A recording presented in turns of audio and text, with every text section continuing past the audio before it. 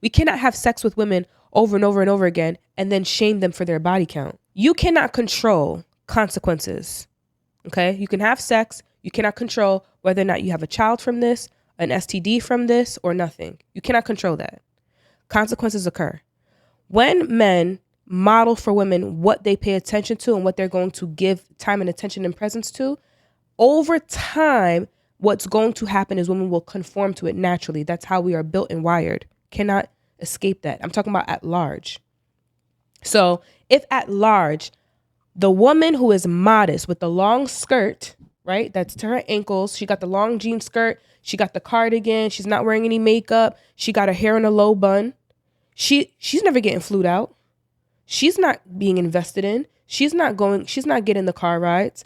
But every time a woman observes a man giving time and attention to a woman, she's the one with the BBL. She's the one with the really long eyelashes and her eyebrows are on fleek and she got the weave and everything like that. Women need connection. You guys also follow these women and you basically, you control what you consume. Mm-hmm. And if that's what your whole feed consists of, or majority of your feed consists of, mm-hmm. then how's that on us? Is it because we like that? Because aren't we visual creatures? Well, the same way it's on a woman when she shows a man that she will accept the bare minimum. She allows, when a man has a conversation with a woman, he says, that's what you allowed. What we are basically saying is that on a subconscious level, we are picking up clues from one another. And these clues tell us how to respond.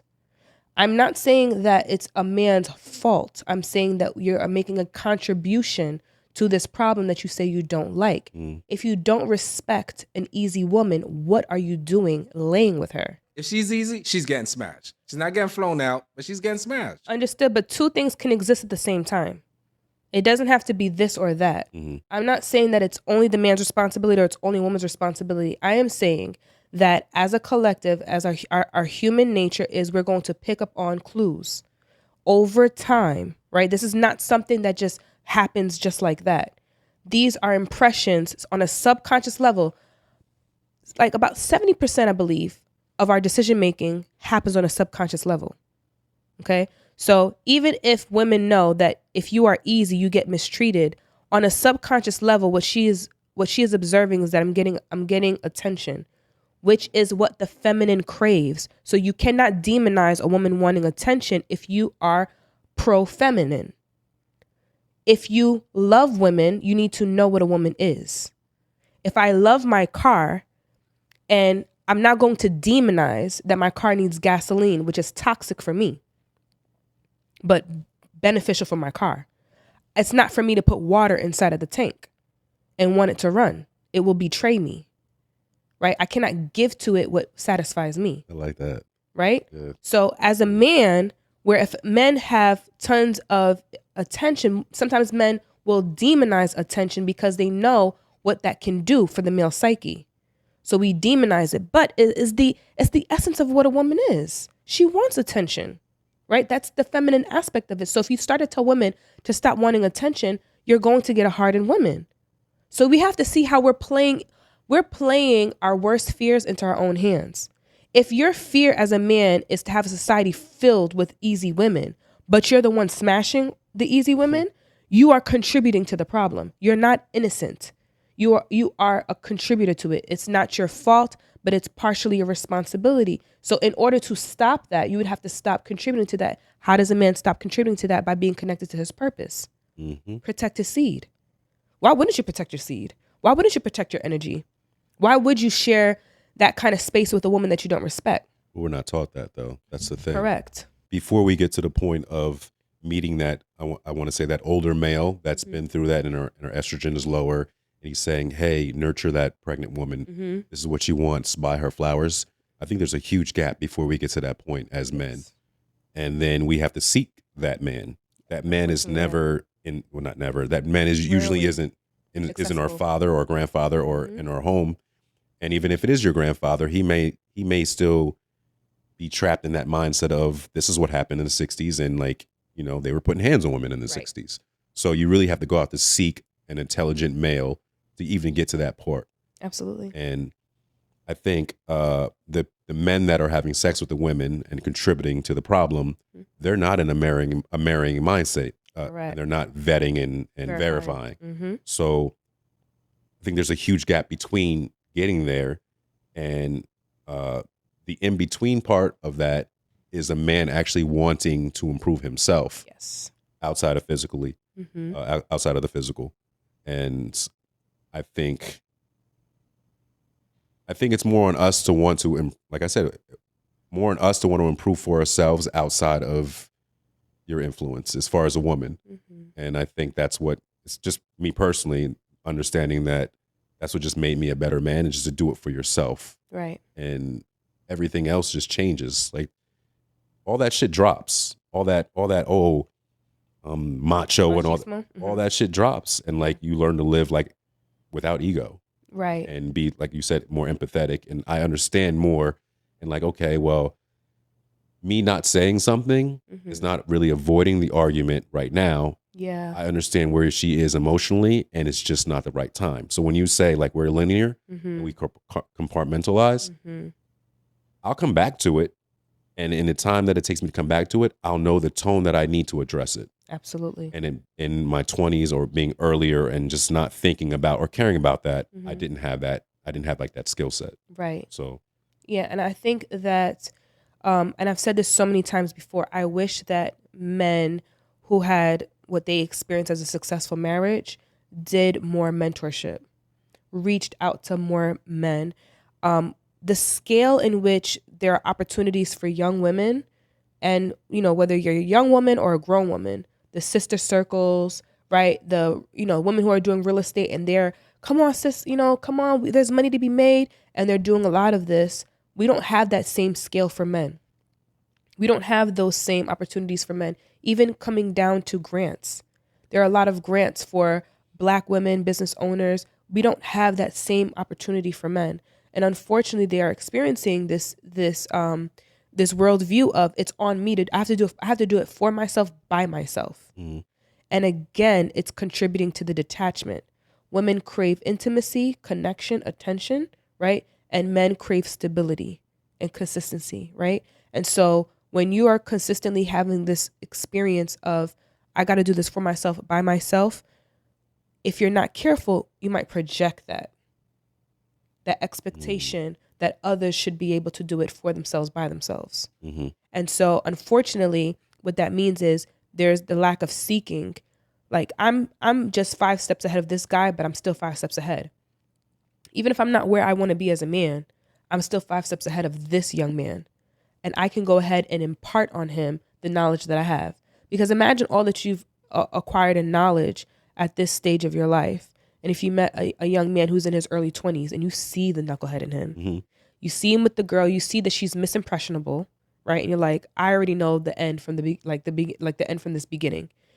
It would be so impactful for you to pull him aside and mentor him and groom so that they stand the chance of having a healthier relationship. But what happens, unfortunately, is that men grow. I don't know if they choose to grow. I don't want to say they choose it, but find themselves in circumstances where they are growing outside of community. They're growing independently.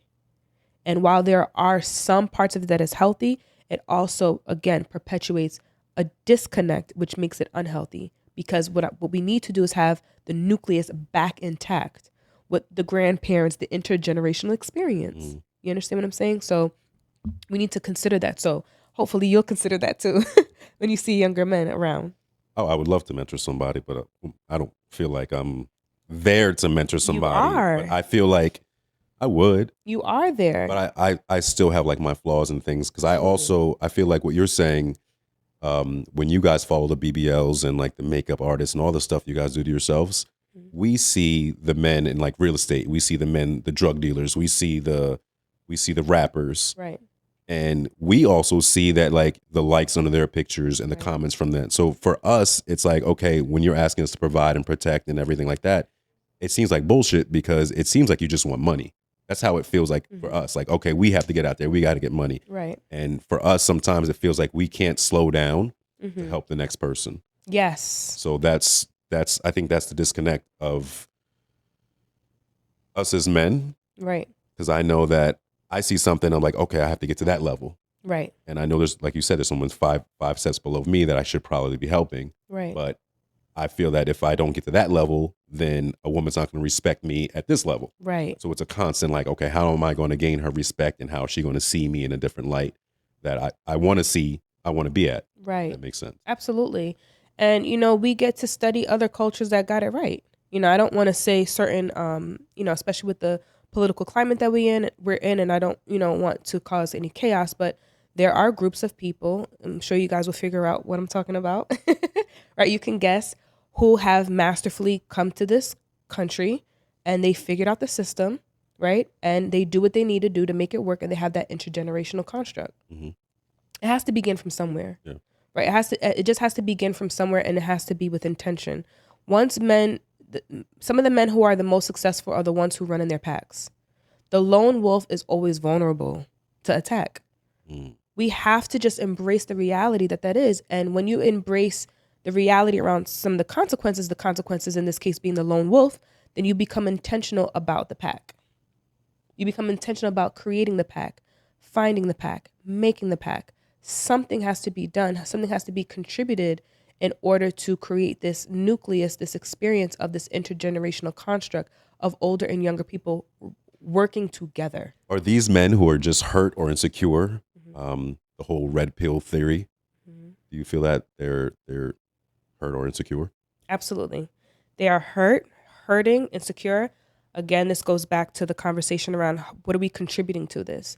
Women have contributed to the hurt that men have felt when they take advantage of the good guy who is doing all of the right things, and for some small reason that he's unaware of, she decides to reject him. And so he's at a loss for why this didn't work out. She wasn't honest. She didn't tell him the truth. She just took advantage of his kindness. She didn't express to him that you are going to forever stay in the friend zone unless you become more masculine. She may not know to say that, right? I don't know. Can't speak for all women, but they come out of these relationships wounded, right? Some of the men who are in the red pill community who are upset and hurting is because they are delusional around their behavior, right? They are delusional in why it didn't work out, right? So he could be absolutely overweight, making, almost no money, right? He's living in the basement of his parents' home, and the entire floor is covered with Cheeto dust. He's filthy, right? And he decides to, entertain a relationship with a woman who's clearly out of his league. He's a 5, she's a 10. Maybe he catches her at a time where she was sick of how all of the other 8s treated her. And so she decides to give him a bit of a chance, but he can't maintain her. Mm-mm. He doesn't have, and when I say she's a 10, I don't mean in a superficial way. She can be educated, fit, physically fit. She has a spiritual life. She meditates. She's well-rounded, right? She doesn't have to be superficial, but she could be an 8, 9, 10 in her own right. He is a 5. He doesn't exercise. He's not able to take care of himself, right? He is relying on his parents. He's not clean. He doesn't practice cleanliness. And over time, she recognizes that he has a little bit of a sour odor and things of that nature. It's just completely unpleasant. And maybe she's not even rude or disrespectful. Maybe this one is actually clear. I don't want a relationship with you, because she recognizes you cannot mentally stimulate me. I'm not mentally stimulated by you. Our conversations are very rudimentary. You cannot lead me spiritually. You don't have a relationship with God. You're not physically fit. She could be exceptionally fit. This, sweetheart, I appreciate all the time that we've had together. This is not going to work. He's seething mad because he didn't acknowledge the fact that he's being delusional. So we have a conglomerate of men from all walks of life, some who are reasonably upset and many who are delusional. And they're sharing this space of hurt around where they felt that women have failed them, but they all probably have the same thing in common. They do not understand women. They won't take the responsibility for that. What they'll rather do is when they come into understanding some things about women, they demonize it. As an example, they'll hear things like women just want attention. Women just want money. Women need resources. Women are vulnerable in their physiological body, hormonally. We have 1 week where we have a great surge of testosterone. The other weeks we're all over. right? We're just holding on. So women, every woman has a rhythm, and men do not know that. Every woman has a rhythm. So when a man says that women are confusing, that is a man who doesn't understand a woman, because every woman has a rhythm. And if you studied your woman, you would understand her pattern and her rhythm. You'd know okay, she must be about a week out from her cycle hitting because she is irritable, right? Or she's super quiet, so she must be low on energy because her cycle is coming around. Or she is super hot. Her hair is thick, her skin looking good, her breasts are perkier, she ovulating, right? She's ovulating, she's in the mood. So when a man studies a woman's rhythm, he'll better understand. Any man that doesn't understand women is a man who just has not taken the time to understand her rhythm. So what they are doing is they're entering in these relationships with this notion that I want what I want. I want a woman, a beautiful woman sitting across from me that I can look at. I want the softness and tenderness of her energy.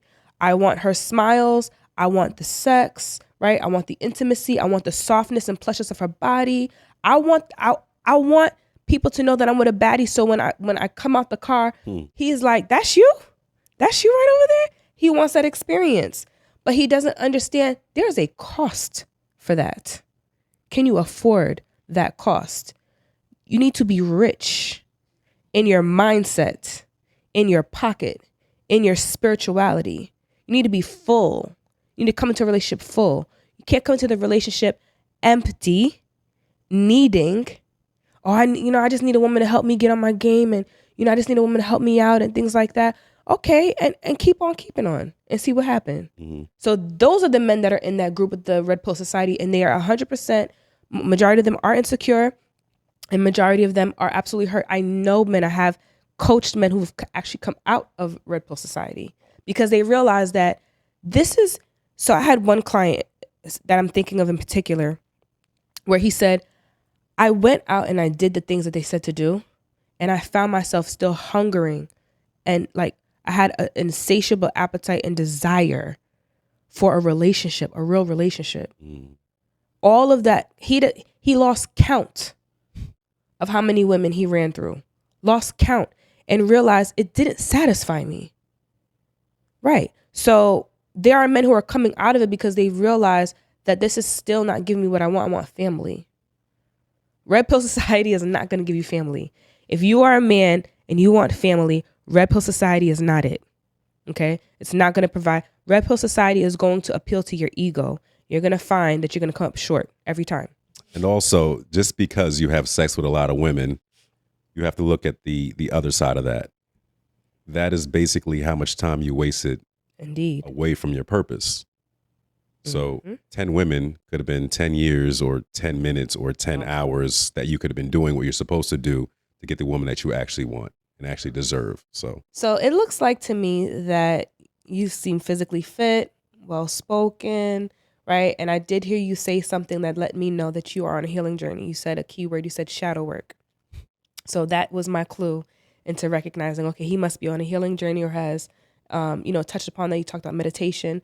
These are some things that, a lot of is becoming mainstream, but a lot of people don't know about that. So I'm curious about your journey and like how you've seemed to become into your masculinity and grown, and like what triggered you to change? Like where were you before, and like how did that manifest over time? I'll skip over like the super traumatic stuff. Okay. But for me, women have always been very just easy to obtain. So I didn't find value in them. So not finding value in them, it's always like they just became like shells, just shells and shells of just like. Ooh, child, you was trying to fill them up. Lord have mercy. Right. Shells of graveyards in the cemetery, basically. Right. So with that, I can relate to what you said with the person going out and just feeling empty. And after feeling empty, I gravitated towards women that were abusive. Wow. Because they were able to make me feel outside of physical. But the abuse was more like mental and emotional and like verbal. And I thought that was my karma for all the stuff that I had done. Got it. So not until therapy did I realize that wasn't healthy. and that's not going to get me to where I wanted to go. Right. So when I started my therapy journey, it was more or less figuring out the root of like, where did I get that feeling of just not being whole, or not feeling lovable, of not feeling deserving of like an emotional connection. Indeed. Because just all the sex, there was no connection behind it. It was just physical and just ego and machismo, like you said. So not until I got to like a certain point where I wanted to realize what the problem was. So accountability and, acknowledging there is a problem, and taking the step, finding the proper therapist. Because just because you go to therapy, just because you find a therapist, they may not be the one for you. Right. And going to multiple therapists is okay. Yep. Like, you have to figure out who you're willing to give your shit to, and feel safe giving that shit to them. That's very important. Because I did get frustrated with the amount of therapists I went to. Like, they're just not understanding me. And so when I found somebody that I felt comfortable with, it's just like everything just opened, and I found out like what my issues were, and I had to put a pause on a lot of things, mainly the sex. Like, for me, like, sex was just really addicting, because it was just easy, and it was just like, all right, it was just, even though it wasn't fulfilling emotionally, right, it was just very easy, and it just kind of masked the things that were going on, and just was just dopamine hits. Yes, just constant. Sorry, I said that. It was kind of a lot of sex, right? But while doing so, like, I was still in relationships, and I would have to kind of like withdraw, but I would have to figure out like why I was withdrawing, and then when I figured out like this person wasn't my person, right, I got deeper into therapy. And the more she said, you have to figure out like what you want to do with your life. Like, that's how I discovered like what purpose was, like what outside of this, like what drives me, like what am I passionate about, like what are my goals. Beautiful. And then when I figured out like how long I hadn't been paying attention to those goals and like my actual passion, then it's almost like a switch. I just turned everything off. And then learning about being able to sit with myself, and like taking the Friday and Saturday off instead of like being out, getting drunk and doing shit that I still enjoy doing. Right. But just taking that time to myself and really sitting and crying. Like, just really crying over like the hurt that I've gone through, the hurt that I caused. And from that point, trying to figure out like how I can correct some things, and like how I can change some things, like how I can fix and like what's not fixable. And then working from there, just like step by step by step by step, and then realizing the things that I thought I was going to miss the most, I didn't miss as much, because I was getting so much more into myself and like figuring out more that I liked outside of sex. Yeah. And from that point, it was just like, yo, you know what? Let me work out too. Let me throw that on. Because I told him last time, like, go to the gym, pick up a book. But then, like, the third step was really just about self-mastery. Yes. Just what can you live without, and what are you willing to sacrifice to become like your higher self? And then that led me towards like meditation. And then I got like into like chakras and Reiki and just like sound baths and all types of stuff. And it just became like this just like rabbit hole of things. And it replaced. So it was almost like switching your vices, but making my vice more positive. Right. And then seeing the people that were still around from my positive vices, or seeing the people that I picked up from my positive vices. And ironically, not really ironic, but I feel that women find me way more attractive without me really speaking or saying too much. The effort that I had to do, which was even still minimal, not being like cocky or anything, but just the types of women that I would meet, like just, I'm into older women, but the older women that I would meet. And okay, Usher. Yes. And then that the older women like had experiences, and I felt like, wow, you must see something in me that you want to experience with me and like share these with me. And so that made me feel worthy, but I felt actually worthy within myself to feel deserving of that. And before I didn't, it was more like, oh, she just sees me as this item and just object, arm candy or whatever. Right. So from there, them seeing something in me, and then like speaking to, I actually spoke to this famous photographer, who gave me like this big brother talk. Mm. And he asked me, he was the first man to ever ask me like what I wanted to do. Mm. And this is in my 30s. He was like, what do you want to do with your life? And that question just like, I just sat there. I was just like, and then I took that home, and like those Fridays and Saturday nights that I just sat with myself, I thought about it, and I just devised a plan. Mm-hmm. And then we did another photo shoot, and I gave him an answer, and he was like, "That's cool. Now apply it." Mm. So it was the lessons and then like the application. That part. So after all that, I just found so much peace. Do you feel like you're more authentic now? Super authentic, but I also feel like with the whole authenticity thing that people want to see one side of you, because like I feel like that's all that they can digest at a time. So when you try different things and like go out on a limb to do what makes you happy, I think that's where the quote unquote hate and the criticism comes from. But if you're doing it, that would be the vetting. yes. Mm-hmm. So, but when you're doing it from like a place of like, listen, this is just what I feel like doing. Mm-hmm. And that's why I tell them every time I come here, like, yo, I don't really go into comments. Right. Or if the comments come to me like and they're on some homosexual stuff that I'm not into. Right. If they're like that, then I'll just block them. Or if I see something I don't like, I just block. Right. Or I just restrict or delete, because like I don't give any more energy to that. Right.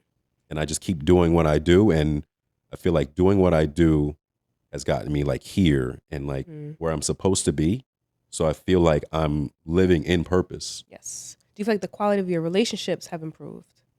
Tenfold. Yes. Tenfold. Like besides meeting like great women, the great women that I have met that like love me for me have stuck around. I was waiting for that part.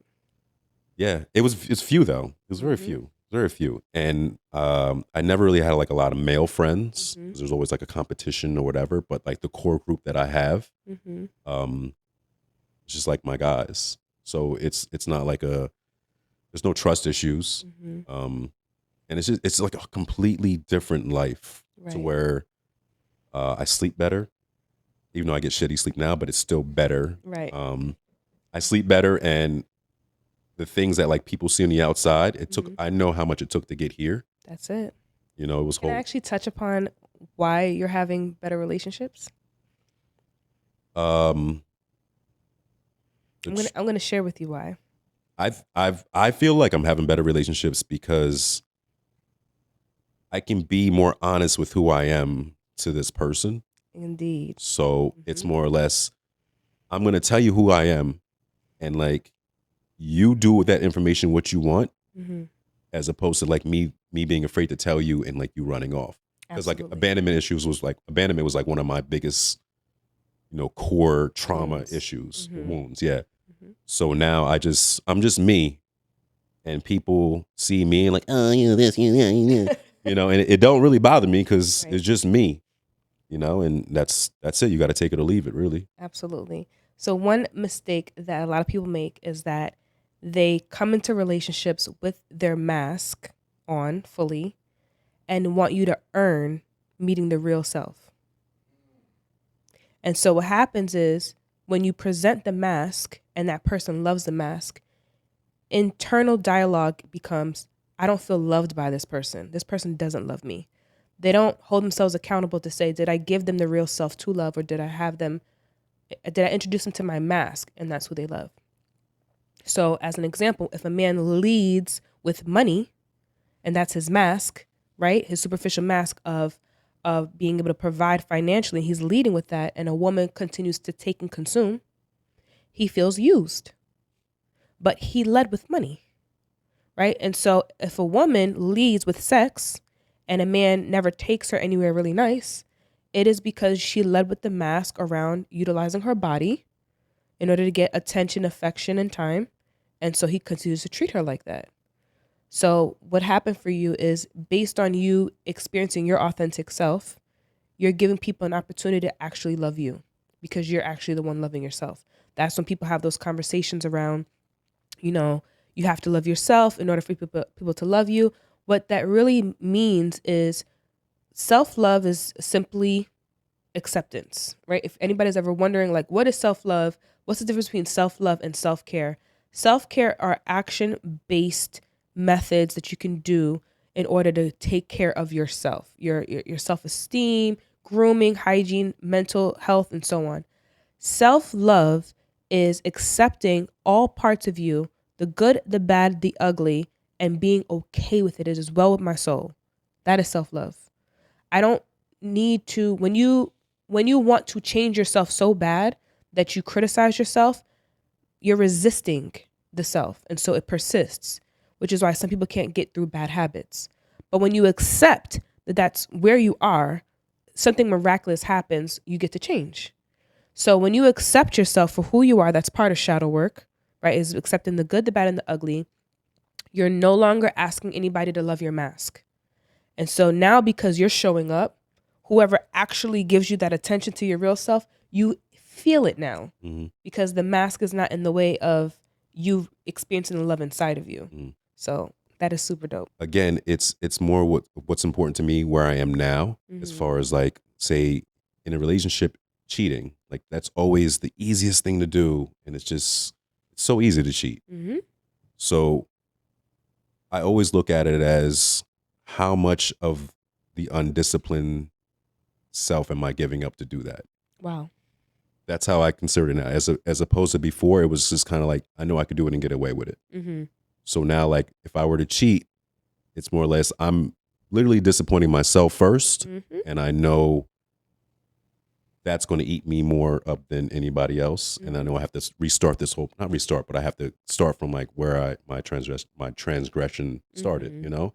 And I just don't want to do that. Right. So it's fucking tough. Is it? It's so tough. It's so tough. It's so tough. It's so tough. But what's tough about it? The lust is tough, honestly. I love women. Like, I love women. Oh my God. The attraction. I love women, and I love women that love women. That's the toughest part. Like, a women that love women, and then, like, there's women. It's the easiest way to connect to getting out aggression for me. Got it. So shit that goes on with work, shit that goes on with, like, shit that I got going on in life. It's like, I know it could all go away, or I feel that I know that I used to use sex as a tool to deflect from what was really going on. Right. And because a woman's body and presence is comfort, can provide comfort. It's really, but see, that's the thing. It wasn't even that. For me, is the conquering. It was the little notches of, like, little notches added to my ego that made me feel more comfortable with going out to the world as how they see me, as, like, this masculine, oh, you work out, you whatever. But I tell somebody I cry, and I tell somebody, like, I'm in therapy, and then it's like, oh, what you do that for? Right. You know? So it added to that. And just to not do that is, I just love women. Right. The experience of it. So at present, with all the work that you've done, is there still that primitive Absolutely. desire? I don't want it to be in the way that, where we were talking about men, whether or not a man should be able to express vulnerability, and at what point in the relationship should he be able to express vulnerability to the point of crying. I wish that in the space of a man being in a relationship, he could do it as often as a woman can. But that is where I think that men do have it right, in terms of, it is dangerous. It is a gamble, I will say, expressing that level of vulnerability with a woman. Many women cannot handle and don't know what to do when a man gets to that point. So do I think that it's fruitful for a man to be able to express, upset or frustration or cry at some point? I'm not saying a never, but I definitely would say it should not be as often as a woman, because a woman again, it goes back to if you are the protector of this in this relationship, but you're falling apart, I'm no longer going to feel safe. And when a woman is not feeling safe, she'll defer to her masculine energy. So it'll just be like an automatic response. And unfortunately, many men can't even act like that in front of his friends because male groups are notorious for heckling men, making fun of men when, oh, she cheated on you, bro, like, you know, or oh, look, your marriage didn't work out. I told you it wasn't going to work out with her. And they won't hold that space. So he really doesn't have anywhere to go.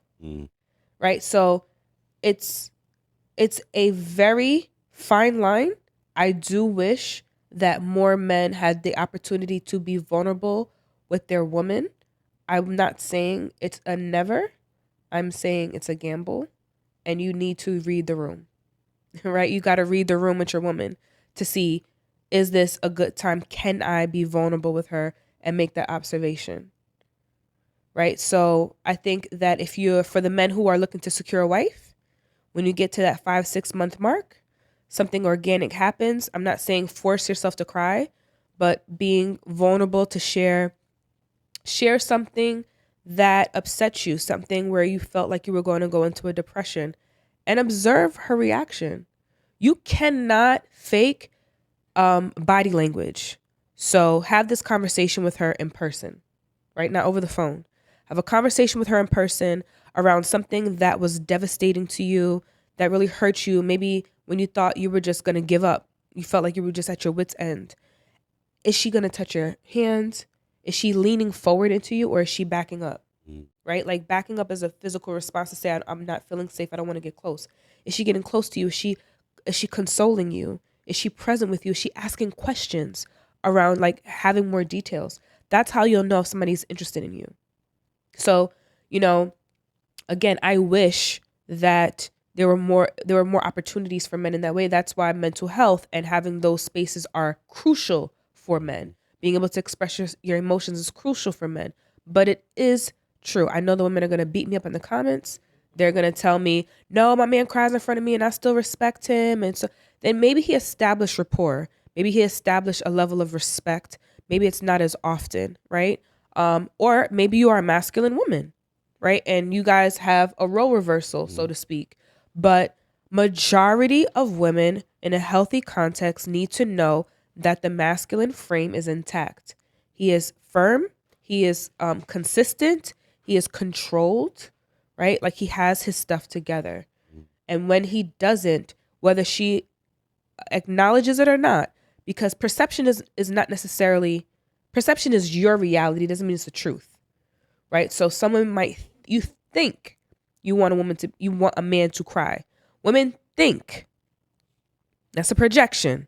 Women think they want a man to be soft. Women think that they want to see a man crying and emotional and he had a bad dream that somebody died and he wakes up and he's bursting into tears and she thinks she's going to console him.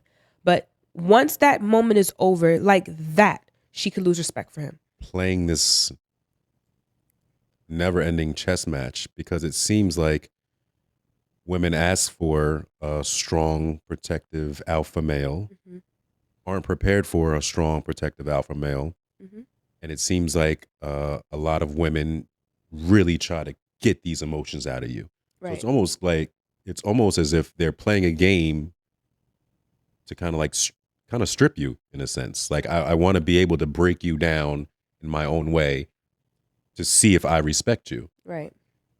And for a man, we're saying we want a safe space. Right. So it's almost like we're speaking two different languages. Yeah. That's and if women are looking for marriage, and not to be, just girlfriends or 5-year girlfriends, whatever you guys are talking about lately, how do we come together to where we can be vulnerable? You feel safe, we feel safe, and we don't have to necessarily hide these emotions that you're begging for us to have, while not being afraid that we won't be respected for showing them. Absolutely. This is perfect. So there's a couple of things. And again, within context, I want you guys to consider this fact. People who have less respect for their bodies and have less purpose attached to how they pick are the ones that are procreating at larger amounts.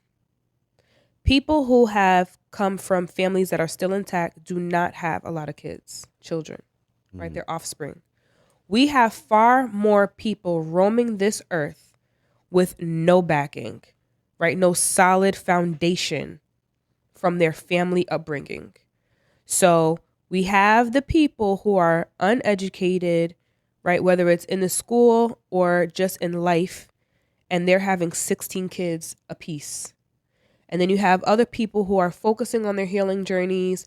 They're educated, whether that's educating yourself through life, through experiences, business, or formal education of some form, who are having 1 to 2 kids. These people who are having these 16 kids are not rearing them. They're not raising them. And now they are in their 30s. We talking crack, like the crack babies are growing, y'all. And they walk among us. And they act healthy and they look healthy. They speak well, right? They're well dressed. They make 6 figures that come from this, right? And we all know we have to stop playing like we don't know that your childhood can impact your adulthood. Mm-hmm. And there are droves of them walking among us looking very regular, right? When the crack epidemic hit and they didn't know the consequences, they had no clue that these babies that were on. So this is what the crack, for those who don't know what the crack epidemic is, and what I'm meaning to say by this is that there were people who started to get on crack cocaine, right? Instead of taking the line, they took a rock and they were smoking this rock. And what happened is that people started to have sex in order to support their habit, right? To be able to support their habit. And they started to have children. I mean, baby after baby after baby, broken home after broken home. We're talking about in the 80s. The 80s babies are grown. The 80s babies are in their 30s and 40s. Mm. The crack epidemic wasn't something that happened the moment they ingested the crack that it showed the fruit of the demise of our people. This is something that happened over time, and they've been observing it decade after decade after decade. And so what happened is that when these crack babies were born, some of them are very successful. And I'm not saying that it's just the crack babies, and I'm not trying to shame people who are coming from a family where there were drugs involved. The point in what I'm saying, and when I'm being slightly facetious when I'm saying this, is that there are people who come from family structures where they are lacking in mental stability, albeit drugs or some other form of abuse. And these people who don't necessarily work on their mental health and their physical health, right, are having children by the dozens. There's just more of them.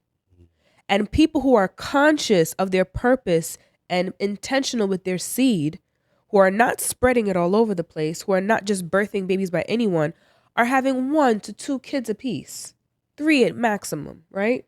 There's just less who are coming from a generational foundation of health, physical, mental, spiritual, emotional health. So if you feel like the dating game and the dating scene is hard, it's because it is. It is hard. It is harder. It is harder to come from and find someone that has a strong family backing, which I've already mentioned, the intergenerational implication of having a person who is coming from a concentric circle of concentric degrees of separation between access to resources, including understanding, building wealth. So if you're here, you have access to your mom and dad. You have access to your aunts and uncles. You have access to your grandparents. And this concentric circle helps you remain focused, bullseye on your goals, your purpose, because you're just coming from years of wisdom. But we are now having people who are all starting from scratch.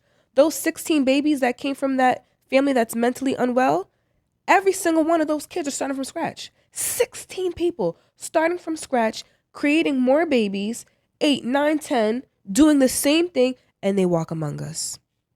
They're dating. They're getting married. They are in the schools. They are teachers. They have their professions. They're making 6 figures in IT.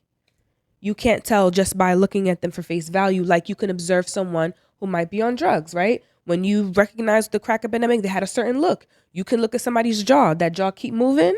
You know you was on something, right? You start looking at how they talk. Start clicking, right? You're like, oh my goodness, they must have had a past. You cannot make those inferences now in that same way. It's just not as a parent, which is why you must vet and verify so that you can discern whether or not, even if your parents, even if you don't have that foundation, what is your purpose? Do you know who you are? Do you know what you're about? Do you know what pains you? Do you know what your focus is on? Where do you see yourself in 5 years? Where is your tangible plan? I don't think that women should ask men, do you love me? I think she should ask him, what is your plan?